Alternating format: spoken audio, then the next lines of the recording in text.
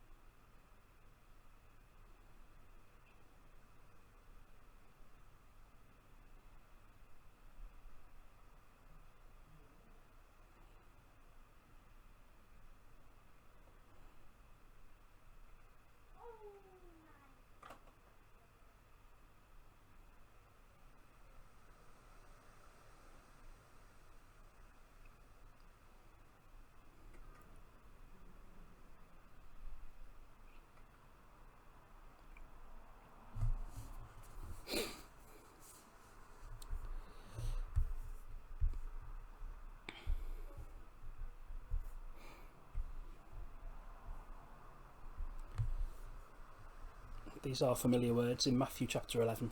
As I say, we've used them already in this in gap sessions, but it just struck me that there's a power to them. In the NIV version, it's Matthew 11 verses 25 to 30. At that time, Jesus said, "I praise you, Father, Lord of heaven and earth, because you have hidden these things from the wise and learned, and revealed to them to little children. Yes, Father, for this is what you were pleased to do. All things have been committed to me by my Father. No one knows the Son except the Father, and no one knows the Father except the Son, and those to whom the Son chooses to reveal him. Come to me, all you who are weary and burdened, and I will give you rest. Take my yoke upon you and learn from me, for I am gentle and humble in heart, and you will find rest for your souls. For my yoke is easy and my burden is light." There's something in there about Jesus inviting us into a deeper relationship, and I preached about this on Sunday. Jesus invites us into a deeper relationship with him, one which challenges everything about the way we've previously looked at the world and lived our lives. He's called us to something different that doesn't carry the same weight that the rest of the world lays upon us. He says, everything else around us, there's not much gentleness in our world, there's not much humility in our world, and Jesus says, "I'm humble and I'm gentle," and that is who wants to teach us. And he says, "You will find rest for your souls." I don't know about you, but I don't feel like my soul is rested very often. There's always a demand of some kind. There's always a pressure, a tension, a stress of some kind. And Jesus says, "I will give you rest. You will find rest for your souls." Because what he's calling us into can feel scary because it's different to what we're used to. But actually Jesus is telling us that there's nothing to be scared of. What he does, what he wants to do for us and in us and through us is gentle and restful. The Message version is helpful, I think, in terms of giving us a different perspective. So the same verse is Matthew 11, 25 to 30. Abruptly, Jesus broke into prayer. "Thank you, Father, Lord of heaven and earth. You've concealed your ways from sophisticates and know-it-alls, but spelled them out clearly to ordinary people. Yes, Father, that's the way you like to work." Jesus resumed talking to the people, but now tenderly. "The Father has given me all these things to do and say. This is a unique father-son operation, coming out of father and son intimacies and knowledge. No one knows the Son the way the Father does, nor the Father the way the Son does. But I'm not keeping it to myself. I'm ready to go over it line by line with anyone willing to listen. Are you tired? Worn out? Burned out on religion? Come to me. Get away with me and you'll recover your life. I'll show you how to take a real rest. Walk with me and work with me. Watch how I do it. Learn the unforced rhythms of grace. I won't lay anything heavy or ill-fitting on you. Keep company with me and you'll learn to live freely and lightly." I think that's brilliant. Burned out on religion, fed up of a faith that seems to always come back to rules and regulations, where prayer seems empty and meaningless, and we wonder if God's listening, and prayer anyway just seems like a to-do list, and there's a lack of depth in our faith. Have you ever felt like that? Because I do often. And Jesus says it's not about getting burned out on that religious way of being, but come and recover your life. Come and take a real rest. Unforced rhythms of grace. Unforced rhythms of grace. A pattern, a beat, a rhythm to life that is led by grace, that is not forced upon us, but is gentle and gracious and just, it's beautiful. Keep company with me, and you'll learn to live freely and lightly. There's a lot in that to reflect on. I think there's some depth to it, and I'd encourage you really to open yourself up to the Lord and let him speak to you. What is he saying to you when he extends that hand and says, come to me, come and see things the way I do them, live freely and lightly with me? What will our response be? Hands in pockets, turn away, we're stuck with how we've always done things, or something else? I would just encourage you to take that time to reflect on those verses. And I'm sorry I've talked much more than I normally do, and I will stop now.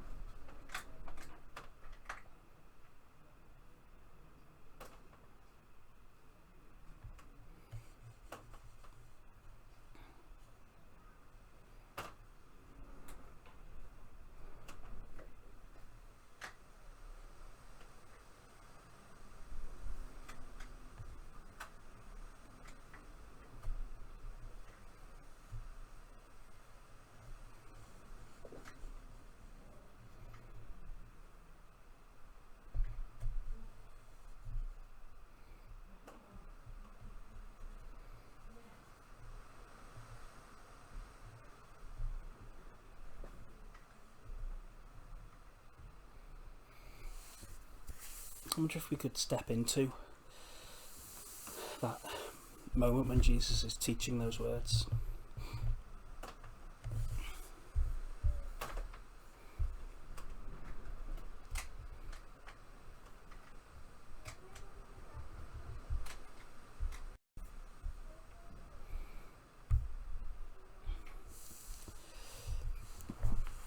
In that passage, Jesus is teaching. He's been going around different villages and teaching and preaching there. And so you can picture the scene, maybe a busy crowd of people come to see what all the fuss is about. Who is this man we've been hearing about? He's been doing miracles. He's been teaching and preaching. He's been telling off the Pharisees. There's a buzz around the place. And maybe in the market square in the middle of a small village in 1st century Judea, you're there in that crowd. A crowd which stills itself as Jesus speaks. And he's not browbeating them. He's not rabble-rousing. He's not preaching like he's at a rally. He is calm and gentle, and he says, come to me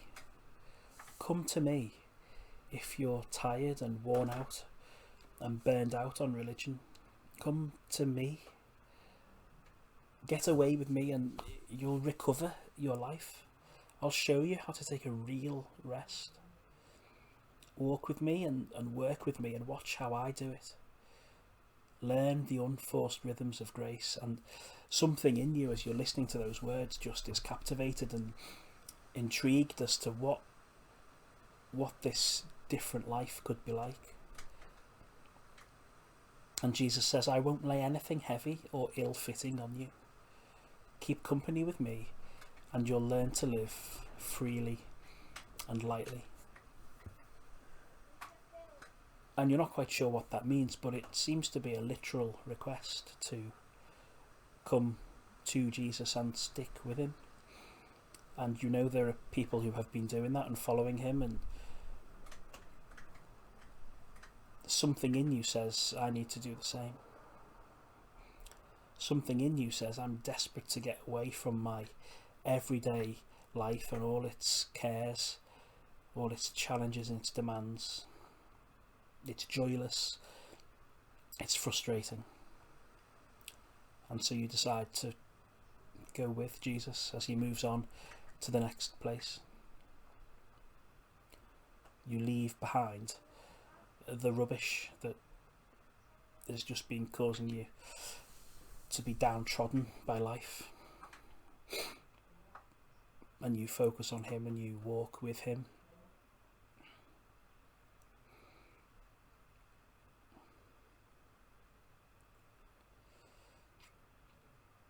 I think one of the problems we have is that our lives are too comfortable in lots of ways.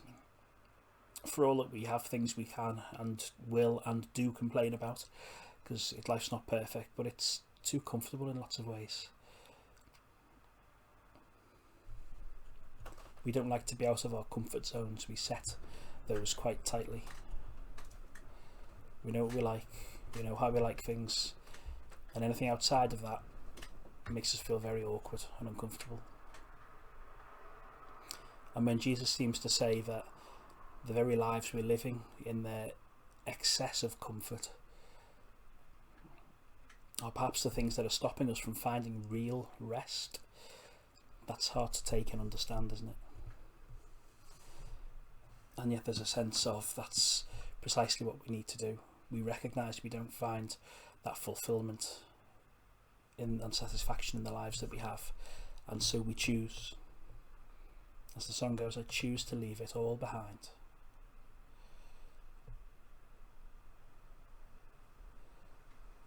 And is it give my life, lift my eyes towards the prize, I think it is. So I was trying to think of the next line.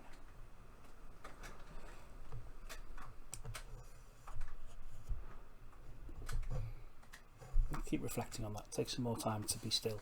We're not going to pray in terms of requests right now, but I just want to create time for stillness and quiet and listening. And I trust that if whatever burdens you have, whatever things are on your heart that you want to pray about, and people you want to pray for, and situations you want to pray for, I ask you to lay those down as you come to Jesus. Lay those down, let him deal with them, and know that he has. This is about living the full reality of our faith. Again, I've talked too much, so I'm going to stop and leave you with those thoughts and encourage you just to stick around and stay and pray and listen for as long as you like.